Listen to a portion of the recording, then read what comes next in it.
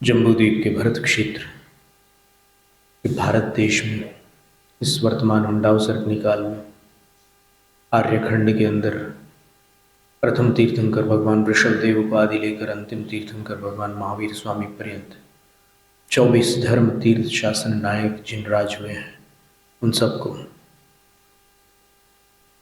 विनम्र प्रणाम। त्रिलोक त्रिकालवर्ती पंच परम गुरु स्वरूप पंच परमेष्ठी अरहत सिद्धाचार्य उपाध्याय सर्व साधु भगवंतों को भक्तिपूर्वक नमस्कार।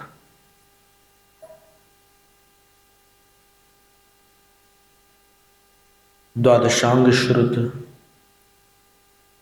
चतुर्दशांग बाह्य श्रुत स्वरूपा भगवती जिनवाणी सरस्वती देवी माता को भावपूर्ण वंदन। पूर्व शताब्दी के परम श्रद्धेय ज्ञानी ध्यानी तपस्वी चारित्र चक्रवर्ती धर्म धुरंधराचार्य शांति सागर मुनिराज को बारंबार नमन। दीक्षा शिक्षा गुरु आचार्य विद्यासागर महाराज को नमोस्तु।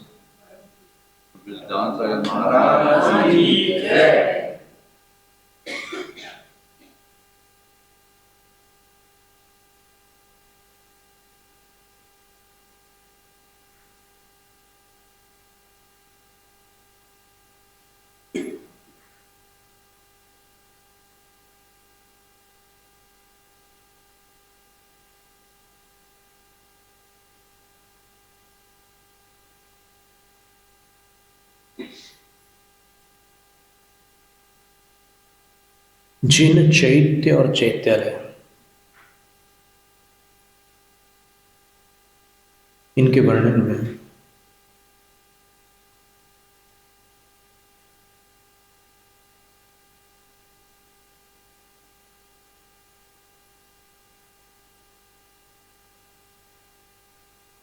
त्रिलोक सार ग्रंथ के अंदर पूर्व सत्र में अपन ने पढ़ा कि जिन चैत्य कृत्रिम और अकृत्रिम जिन बिंब को जिन प्रतिमा को कहते हैं। कृत्रिम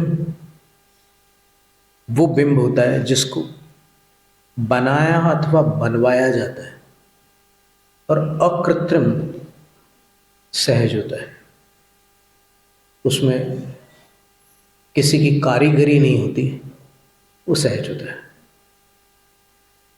तो उसमें अपन ने देखा कि सिंहासन आदिक प्रात्याहार्य सहित जिन प्रतिमा होती है,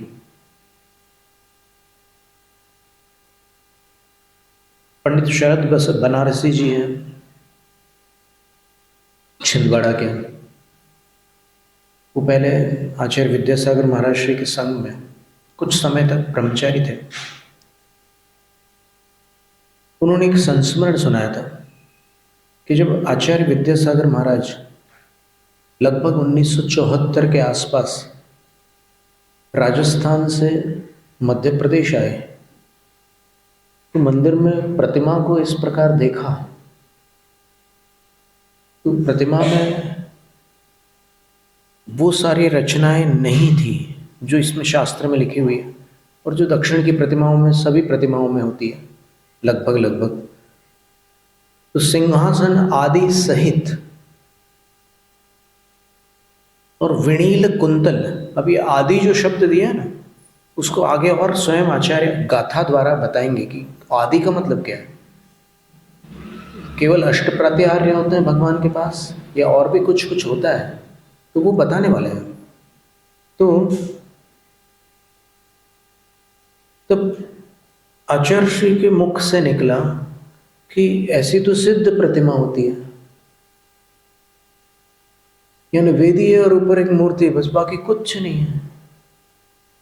तो ये स्थिति आज बहुत जगह चल रही है, पर मूल जो स्वरूप है चैत्य का वो यही है जो आगम में है। और आगम में तो अभी देखिए आप आगे और भी अपन देखते हैं कि सिंहासन आदि सहित होती है, विनील कुंतल, काले काले बालों वाली होती है प्रतिमा, और सुवज्जमय दंता, सुंदर हीरे के दांत वाली होती है। क्योंकि होठों के बीच में एक बाल का अंतराल होता है, उनके ही बाल के बराबर। दर्शक हो सकता है बहुत छोटी अवगाहना वाला, और वो 500 धनुष की प्रतिमा है, कल अपन ने देखा था। 500 धनुष की प्रतिमा में जो बाल होंगे वो भी थोड़े से बड़े, ये छोटे छोटे लोग हैं, उनको उतने में से दिख जाएंगे वो पूरे डायमंड के दांत। और फिर विद्युम अहरा, मूंगे के होठ होते हैं, और किसलय सोहायर हथ पाय तला, किसलय की शोभा के आकर स्वरूप, स्थान स्वरूप हाथ और पैर के तल होते हैं, पगतल और हस्ततल उनके। किसलय का अर्थ नवीन पत्ते, जो आम अशोक आदि वृक्षों में जो नए कोम्पल होते हैं ना, वो कुछ ब्राउन लाल गुलाबी जैसे होते हैं नए पत्ते, बस वैसे ही उनके अकृत्रिम चैत्यालय की जिन बिंब की बात चल रही है वो वैसे होते हैं। और 10 ताल माल लक्षण भरिया, 10 ताल प्रमाण प्रतिमा होती है। ये एक प्रमाण है। आप कभी यहाँ पर जो आपके शास्त्री जी हैं, महावीर शास्त्री जी, उनसे पूछना कि ये क्या है, तो वो एक प्रमाण है। तो उस प्रमाण में वो प्रतिमा होती है, जिन प्रतिमा। कल हमने उसके बारे में कहा था, वो श्रीवत्स को लेकर के थोड़ी सी। तो 10 ताल माण और लखण भरिया, उनके शरीर पर तिल, मस्से, चिट्टे, लहसुन और विभिन्न प्रकार के लक्षण होते हैं। व्यंजन भी होते हैं, लक्षण भी होते हैं। व्यंजन 700 होते हैं, व्यंजन 900 होते हैं, और 108 लक्षण होते हैं। तो वो जो लक्षण है उसमें जैसा कहा था, मीन का चिन्ह, कलश का चिन्ह, चंद्रमा का चिन्ह, ध्वज का चिन्ह, चक्र का चिन्ह, स्वस्तिक आदि के चिन्ह, उनकी हथेलियों पर, चरणों के तल में और शरीर के अन्य स्थानों पर भी गज रेखा, पद्म रेखा आदि विभिन्न प्रकार की रेखाएं बताई हैं शास्त्रों में। कर लक्षण एक प्राकृत ग्रंथ है हस्तरेखा का, और उस प्राकृत ग्रंथ के अंत भारतीय ज्ञानपीठ से छपा हुआ ये लिखा है कि ये सब देखकर आचार्य को व्रत और दीक्षा देनी चाहिए। प्राकृत ग्रंथ में ये बात लिखी है। तो यानी जो अपात्र है उसको दीक्षा देना शासन, जिन शासन के लिए दोषपूर्ण बताया। तो लक्षणों से युक्त होती वो प्रतिमा,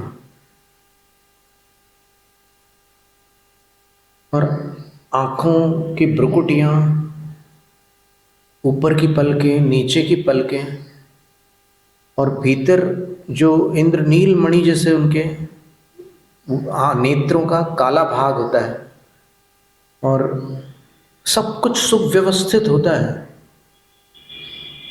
ऐसा नहीं है कि नीचे का होठ बड़ा हो जाए या ऊपर का होठ बड़ा जाए।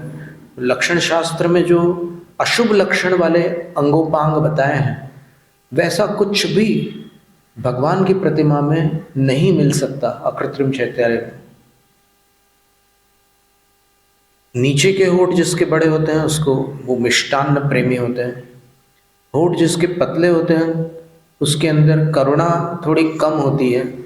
और अलग अलग प्रकार के होठ को लेकर के कितने प्रकार के लक्षण दिए हुए हैं लक्षण शास्त्रों में। इसी तरह दांतों को लेकर के कहा कि दांतों में अंतराल होने से क्या होता है, एक के ऊपर एक दांत होने से क्या होता है, दांत आड़े तिरछे पंक्ति में हो तो क्या होता है, सम पंक्ति में हो तो क्या होता है, और वर्ण के आधार पर भी क्या होता है, सब वर्णन है। हरिवंश पुराण के 23वें पर्व में, 23वें सर्ग में ये लक्षण शास्त्र का थोड़ा सा विस्तार किया है उन्होंने।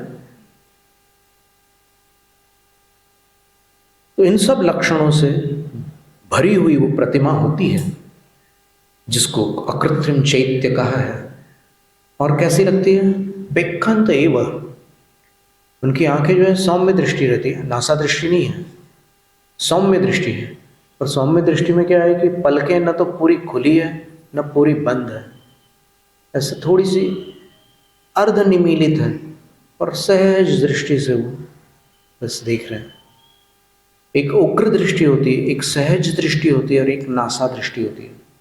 3 प्रकार की दृष्टियां होती है। तो यहां जिस प्रतिमा का वर्णन चल रहा है वो सहज दृष्टि वाली है। क्यों? क्योंकि गाथा में लिखा है पेखंत इव, वो प्रतिमा ऐसी दिख रही है जैसे उप्रेक्षमाण, दर्शक को लगता है कि मुझे देख रहे हैं भगवान। तो ये एक दृष्टि की बात आ गई। फिर कहते हैं कि वदंतावा, और उनके होठ के बीच में जो थोड़ा सा अंतराल है, ऐसा लगता है कि वो कुछ बोल रहे हैं।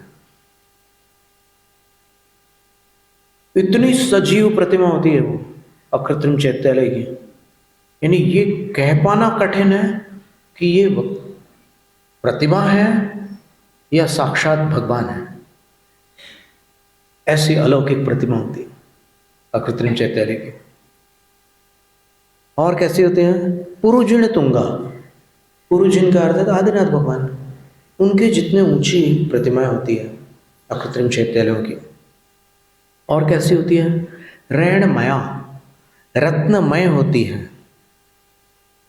और अट्ठ अहिय सया, एक अकृत्रिम चैत्यालय में 108 प्रतिमा होती है और भिन्न भिन्न गर्भगृह में होती है। एक वेदी पर सारी 108 प्रतिमाएं नहीं होती है, एक वेदी पर एक ही प्रतिमा है और जिनालय में 108 प्रतिमा है।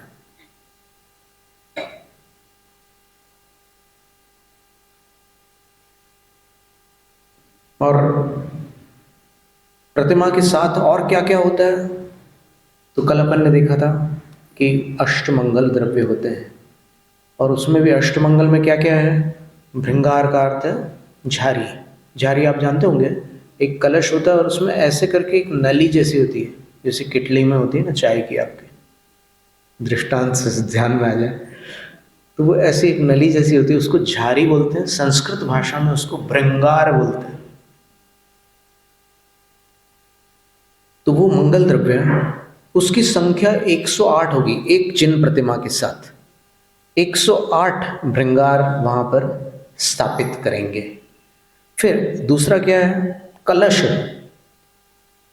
कलश भी 108 रहेंगे। कलश तो बहुत प्रसिद्ध है क्योंकि बोलियां लगती उसकी।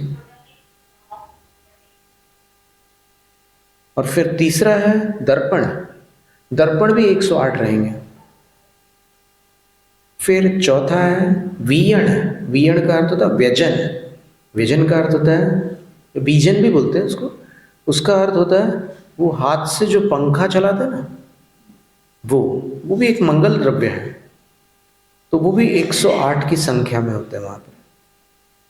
और क्या होते हैं? धय, ध्वज। ध्वज भी 108 होते हैं। और चामर, चामर भी 108 होते हैं। आदवत्तम, आतपत्र, छत्र, छत्र भी 108 होते हैं। ये 7 हो गए। 108 108 108 108, सबका कुल योग भी जोड़ लेना, 108 इंटू 8। तो सुप्रतिष्ठक, और अंतिम मंगल जो है वो सुप्रतिष्ठक है। सुप्रतिष्ठक जिसको आप लोग स्थापना बोलते हैं, कहीं पर उसको क्षेपिणी बोलते हैं, कहीं उसको ठोना बोलते हैं, और कहीं उसको पीठ भी बोलते हैं। अष्टमंगल द्रव्यों के जितने काव्य शास्त्रों में उपलब्ध होते हैं या फिर अलग अलग पाठों में मिलते हैं, तो वहां पर ये पीठ शब्द भी आता है। तो पता नहीं क्यों आजकल कई मंदिरों में उस सुप्रतिष्ठक के स्थान पर साथिया 8 मंगल में सम्मिलित हो गया है स्वस्तिक। आपको भी पता होगा, कभी आपका ध्यान गया हो, आपने देखा हो, तो कई मंदिरों में इन अष्ट मंगलों में वो ठौना न रख करके स्वस्तिक रखा जाता है। तो यहाँ पर शास्त्र में स्वस्तिक को अष्टमंगल के अंतर्गत नहीं गिना गया। सुप्रतिष्ठक का अर्थ होता है, इसको सुप्रतीक भी कहते हैं, वो ठौना होता है, स्थापना जिसको आप कहते हैं।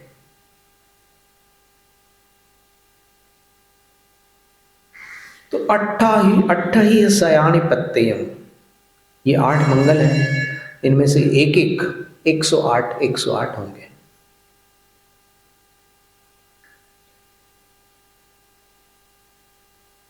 फिर वो यक्ष और नागकुमार के जो जोड़े बताए थे, देव देवियों के जोड़े, मेहुण गेही, ये लिखा ना मूल गाथा में, मेहुण गेही, इससे सूचित होता है कि वो यक्ष का जोड़ा नहीं है। जैसे मुनि युगल है तो दोनों ही मुनि हैं, पर यहाँ पर मेहुणक जो शब्द का प्रयोग है उससे सूचित होता है कि वो वाला जोड़ा नहीं है, बल्कि ये देव और देवी का जोड़ा है। गर्भगृह की बात चल रही है, भगवान के पास सदृश पंक्ति में इस तरफ यक्षियों की पंक्ति होगी और भगवान की एक तरफ नागकुमार और नागकुमारियों की पंक्ति होगी। और 64 चंवर होते हैं भगवान के, आप जानते ही हैं। 64 चंवर में से 32 एक तरफ होंगे दाहिनी तरफ और 32 बाईं तरफ होंगे। और चूंकि जोड़ों में उन्होंने चंवर पकड़े हैं तो 32 से दुगनी उनकी संख्या हो जाएगी। तो इधर 64 इधर 64, 128 देव देवियां 64 चंवर धारण करेंगे अकृत्रिम चैत्यालय में। कितना भव्य स्थान होता होगा और कैसे वो यक्ष यक्षी और नागकुमार नागकुमारियां अवस्थित होते होंगे। अभी अपन कल्पना करना चाहते हैं, लेकिन फिर भी कहीं ना कहीं कुछ अवरोध सा प्रतीत होता है। पूरी तरह अपन कल्पना भी नहीं कर पाते हैं कि वो कैसे होते होंगे। हाँ, कहीं किसी स्टेज पर इसका अगर वो किया जाए, नाट्य या मंचन, तो अपन अनुमान लगा सकते हैं कि अरे हाँ, ऐसा तो वहाँ पढ़ा था हमने, ऐसे ही लिखा है। और फिर भगवान के पास और क्या होता है? तो अष्टविध मंगल की बात तो ठीक थी, उसके ऊपर और 4 मूर्तियां बता रहे हैं कि वहां पर 4 मूर्तियां होती है भगवान के पास। किन की मूर्तियां होती हैं? तो बोले श्री देवी सुध देवी सवर्ण सनक कुमार जखाणम रुवाणीय जिन पासे मंगल मठ विहमवि होदी। श्री देवी, जिनका दूसरा नाम है लक्ष्मी, श्री का अर्थ लक्ष्मी होता है। लक्ष्मी देवी की एक प्रतिमा होती है। कहां पर? अकृत्रिम चैत्य के पास लक्ष्मी देवी की प्रतिमा होती है। दूसरी प्रतिमा श्रुत देवी, सरस्वती देवी की होती है। और देखिए, अभी आज के युग में एक विशाल जैन समूह है जो सरस्वती की मूर्ति के बारे में अपरिचित है। और कई लोगों की ऐसी धारणा है कि सरस्वती तो शास्त्र है, अलमारी में जो रखे हुए शास्त्र हैं वही सरस्वती है। कोई देवी जैसी आकृति वाली सरस्वती जैन धर्म में मान्य नहीं है, ये कई लोगों की धारणा है। यहाँ क्या लिखा है? ये त्रिलोकसार ग्रंथ है और ऐसी ही गाथा तिलोई पंडिती में लिखी। तिलोई पंडिती में एक बात अतिरिक्त लिखी है कि ये सारी चारों प्रतिमाएं रत्नों की होती हैं। तिलोय पंडित में ये शब्द लिखे हुए हैं। यहाँ पर लिखा है कि इनके रूप होते हैं, कोई आपत्ति नहीं है। रूप होते हैं तो कैसे होते हैं? तिलोय पंडित से रत्नों के होते हैं। तो 4 प्रतिमाओं में 2 हो गई श्री देवी, लक्ष्मी देवी, और लक्ष्मी देवी जो है वो महालक्ष्मी है। कौन सी महालक्ष्मी? केवल ज्ञान रूपी लक्ष्मी। और शुद्ध देवी कौन है? सरस्वती देवी। कौन सी? तो आप गाथा सुनिए, अभी आप अपनी कल्पनाओं से मत बोलिए, गाथा सुनिए। वसुनंदी श्रावकाचार्य में 391वीं गाथा में आचार्य लिखते हैं, 12 अंगंगीजा दंसण तिलया चरितवत हरा 14 पुवाहरणा ठावे यव्वाय सुय देवी। अब वहां पर क्या कृत्रिम चैतन्यों का वर्णन है वसुनंदी श्रावकाचार्य में, तो वहां आचार्य निर्देश दे रहे हैं कि जिनेंद्र भगवान की प्रतिमा के साथ सरस्वती देवी की प्रतिमा भी स्थापित करनी चाहिए। कैसी प्रतिमा? तो बोलते हैं कि 12 अंगों वाली सरस्वती की प्रतिमा, अर्थात उनका जो अंग है, अंग का अर्थ होता है शरीर, काया, देह, वपु। तो सरस्वती माता का शरीर किसको मानोगे आप? 12 अंगों को। द्वादशांग, आचारांग, सूत्रकृतांग, स्थानांग, समवायांग, व्याख्या प्रज्ञप्ति, ज्ञात्री धर्म कथा, उपासकाध्ययन, अंतकृत दशांग, अनुत्तरोपपादिक दशांग, प्रश्न व्याकरण, विपाक सूत्र, दृष्टिवाद। पहले प्रश्न व्याकरण आएगा, फिर विपाक सूत्र आएगा, फिर दृष्टिवाद। ऐसे 12 अंग हैं। तो वो जो देवी की मूर्ति आपको दिख रही है, आप उसमें ये मत देखिए कि कोई देवगति की देवी तो नहीं है। वो देवगति की देवी हो ही नहीं सकती। यहां जब मंदिर में जिन सरस्वती का वर्णन है उसके विषय में एक गाथा है जिसमें लिखा है कि द्वादशांग उनका शरीर है। फिर यहां ललाट पर एक तिलक भी लगा हुआ है उनके। तो वो जो तिलक है वो दंसण तिलया, दर्शन रूपी तिलक है, सम्यक दर्शन तिलक है। और जो वस्त्र है उनके, श्वेत वस्त्र, वो क्या है? चारित्र रूपी वस्त्र है। तो 12 अंग ज्ञान हो गया, तिलक दर्शन हो गया, और वस्त्र चारित्र हो गया। फिर आभूषण भी तो होते हैं सरस्वती माता के। आभूषण क्या है? तो आचार्य लिखते हैं 14 पुवाहरणा, 14 पूर्व उनके आभूषण है। तो ऐसी सुय देवी, ठावे अव्वा, श्रुत देवता सरस्वती माता स्थापना करने योग्य है। कौन करता है? जानने वाले बताते नहीं है, न जानने वाले पूछते नहीं है। श्रुतस्कंद यंत्र बिल्कुल भिन्न वस्तु है, वो भी द्वादशांग है। उसमें अंग बाह्य भी होता है, ऊपर अरहंत भगवान भी होते हैं। बहुत सुंदर रचना है श्रुतस्कंद यंत्र। यंत्र एक अलग ही प्रकरण है। और ये जो सरस्वती देवी है, यहां स्पष्ट देवी शब्द है ना। अब कितनी सारी गाथाएं हैं देवी शब्द को लेकर के। चलो एक और गाथा सुनाते हूं। जय धवला का मंगलाचरण, उसकी 4थी गाथा। उसमें आचार्य लिखते हैं अंगंग बज्झ निम्मिय अणाई मज्जंत्र निम्मलंगाए सुयदेवय अंबाए नमो सया चक्षुमय्याए। आए, आए का अनुप्रास है। तुकबंदी बोलते हैं ना जिसको हिंदी भाषा में कवि लोग करते हैं। तो उसमें कह रहे हैं कि कैसी है सरस्वती माता।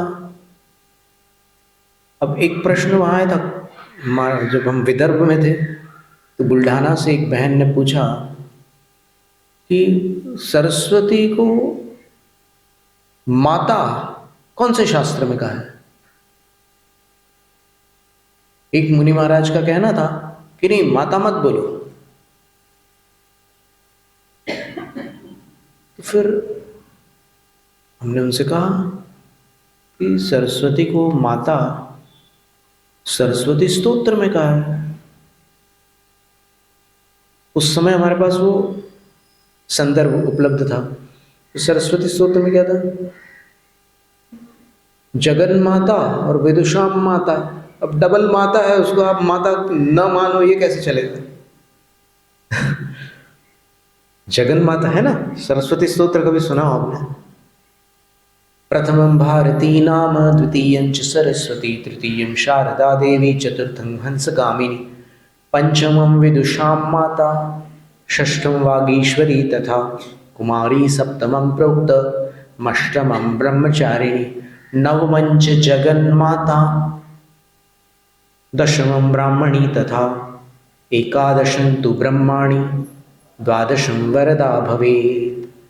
वाणी त्रयोदशं नाम, भाषा चैव चतुर्दशं, पंचदशं श्रुतदेवी, षोडशं गौर्निगद्यते। 16 नाम दिए। तो इन 16 नामों में 2 नाम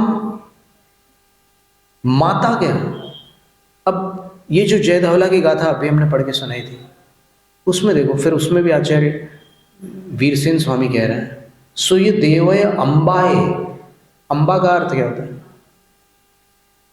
साउथ में जिसको अम्मा बोलते हैं, चाहे तमिलनाडु चले जाओ, चाहे कर्नाटक चले जाओ, अम्मा बोलते हैं। तो अम्मा कोई गलत शब्द तो है नहीं। उत्तरापद में भी बूढ़ी दादियों को अम्मा अम्मा बोलते हैं, दादी अम्मा। फिल्मों में एक गाना भी आता है, दादी अम्मा मान जाओ। तो अब वीरसेन आचार्य कह रहे हैं कि सुय देवय अम्बाए नमोसया। श्रुत देवी सरस्वती अम्मा को मैं सदा नमस्कार कर रहा हूं। तो फिर आप उनसे बड़े हो क्या? वीरसेन आचार्य से? अरे उनकी धूल के बराबर नहीं हो कोई। इतने महान आचार्य जिनने 90,000 से अधिक श्लोक लिखे, क्या ज्ञान होगा उनका। तो वो क्या कह रहे हैं? अंग और अंग बाह्य से निर्मित जिस सरस्वती का अनादि, अमध्य और अनंत शरीर है, यानी त्रैकालिक है सरस्वती। ऐसा नहीं, तीर्थंकर भगवान के उपदेश में तो आती है जिनवाणी, लेकिन वो उसके प्रारंभ करता नहीं है। केवल ज्ञान में जो विषय है वो उनकी दिव्य ध्वनि में बाहर आ गया। वो अनादि से चल रहा है, कहीं से उसकी शुरुआत नहीं है और कोई उसका मध्य नहीं है। अब शांतिनाथ भगवान के समय शांतिनाथ भगवान मध्य थे, फिर जैसे कुंथुनाथ भगवान हुए तो वो मध्य हो गए। तो वर्तमान काल मध्य काल माना जाता है, अतीत काल भूतकाल माना जाता है, अनागत काल भविष्यत माना जाता है। तो न कहीं अतीत में उसकी शुरुआत है, प्रारंभ है, न अनागत में भविष्यत में उसका अंत है। तो ये त्रैकालिक है, निम्मलंगा है, उसका शरीर एकदम पवित्र है सरस्वती माता का। और चक्षु मैया है, उनकी चक्षु खास अलग से कह रहे हैं, चक्षुर्मयी। इतने सुंदर आंखें हैं सरस्वती माता की कि उन 2 आंखों से हर पदार्थ का वस्तु स्वरूप दिखने लग जाता है। और वो 2 आंखें कौन सी हैं? द्रव्यार्थिक न्याय और पर्यायार्थिक न्याय। ऐसी सरस्वती माता को वीरसेन आचार्य महाराज ने नमस्कार किया है, नमोस्तु किया है। कितनी बड़ी सुंदर बात है। फिर वीरसेन आचार्य महाराज सरस्वती माता का जयकारा भी लगाते हैं। ये तो जय धवला का मंगलाचरण था। धवला का मंगलाचरण देख लीजिए। धवला के मंगलाचरण में क्या कहते हैं? अंग 12 अंग गिज्झा, वेले मल मूड दंसण तिलया, विविहवर चरण भूसा, पसियो सुय देवया स्वीरम। अब जयकार तो नहीं, इसको एक प्रार्थना कह सकते हैं। प्रार्थना कर रहे हैं, क्या कर रहे हैं? तो बोलते हैं कि जो 12 अंगों के रूप में ग्राह्य है, सरस्वती माता को आप इधर उधर कोई कल्पना लगा करके मत अपनी बुद्धि दौड़ाना, बस ये समझना कि ये 12 अंग वाली माता है, सरस्वती देवी है। और विगलित मल मूड दर्शनोत्तिलका, सम्यक दर्शन की जो मल है और सम्यक दर्शन से जुड़ी हुई मूढ़ताएं हैं, उनको समाप्त करने वाली सरस्वती मां का उत्तम तिलक है ललाट पर। और वे वह चरण भूषण, जितनी भी आभूषण है उनके, वो कोई देश चारित्र रूप है, कोई सामायिक, छेद उपस्थापना, परिहार विशुद्धि, सूक्ष्म नाम प्राय, यथाख्यात, ऐसे चारित्रों के ही उनके आभूषण हैं। तो ऐसी सरस्वती माता हम पर, वीरसेन आचार्य पर सदा प्रसन्न रहे, ऐसी प्रार्थना की है। अर्थात हम जब भी सरस्वती की शरण में जाए, हमारे अंदर प्रसन्नता की लहर आ जाए, विशुद्धि आ जाए। प्रसन्नता विशुद्धि का वाचक शब्द। तो इस तरह ये जिन चैत्य का वर्णन था, और चैत्य के वर्णन के अंतर्गत जो अकृत्रिम चैत्य थे उनका वर्णन तो अपन ने पढ़ा, और वैसे अपन कृत्रिम चैत्य बनाना मुश्किल है। अकृत्रिम चैत्य जैसे कृत्रिम चैत्य बनाना बहुत मुश्किल है। कैसे बनाओगे ऐसे, वो रत्नों के कैसे बनाओगे आप, सोचो तो सही। यहाँ पर इंद्रनील मणि के केश, फिर आंखें अंदर वाली इंद्रनील मणि, और फिर ये श्वेत मणि, पलकें, सारी चीजें लगभग असंभव है। अब मिट्टी से बनाना तो फिर भी संभव है, लेकिन मिट्टी से जिनेंद्र भगवान के बनाने का चलन नहीं है। जिनेंद्र भगवान या तो पाषाण घटित होते हैं, रत्न घटित होते हैं, धातु घटित भी हो सकते हैं। ये ठीक है कि अपवाद रूप में चौथे काल में रेत से प्रतिमा बनाई गई या और किसी प्रकार से बनाई गई। बाकी प्रतिष्ठा शास्त्रों में अगर अपन देखें तो धातु से, रत्नों से प्रतिमाएं बनती हैं।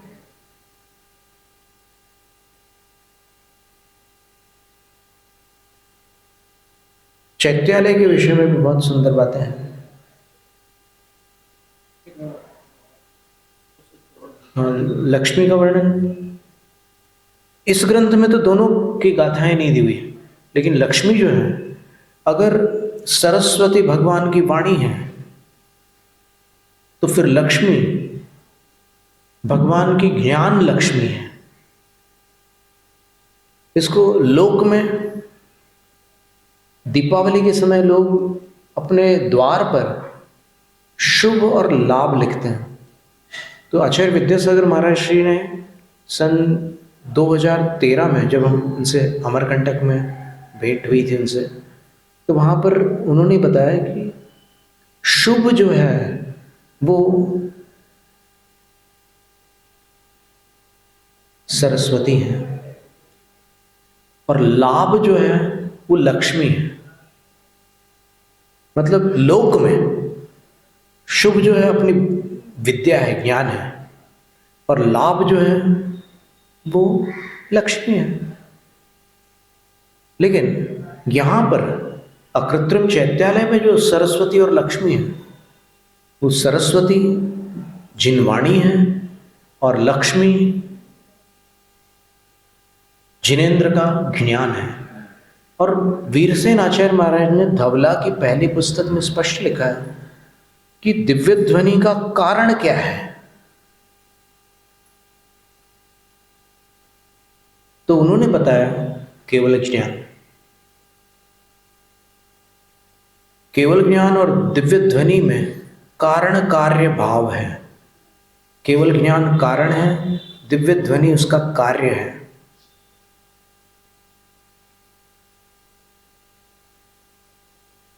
और जिनालयों का जो वर्णन है, ऊंचे शिखर वाले, ध्वज वाले और ध्वज दंड के भी परिमाण वाले, और प्रत्येक जिनेंद्र के भिन्न भिन्न शिखर वाले जिनालय होते हैं। और जिनालय का जो प्रांगण होता है, उसमें जो कल अपन ने पढ़ा था देवच्छंद, है ना, इसको श्री मंडप भी कह सकते हैं, जहाँ पर भगवान विराजमान होते हैं। और उसमें क्या क्या होता है, छत्र आदि होते हैं, स्वर्ण के स्तंभ होते हैं, ये सब पढ़े थे कल अपन ने। तो जिनालय का जो ध्वज होता है, वह ध्वज इस प्रकार से व्यवस्थित होता है कि वो कलश के साथ आघात को प्राप्त न हो। कलश और ध्वज में अगर टकराव होगा तो समाज में भी परस्पर टकराव होगा। वो ध्वज उज्जवल हो, अगर मलिन होगा तो समाज की स्थिति भी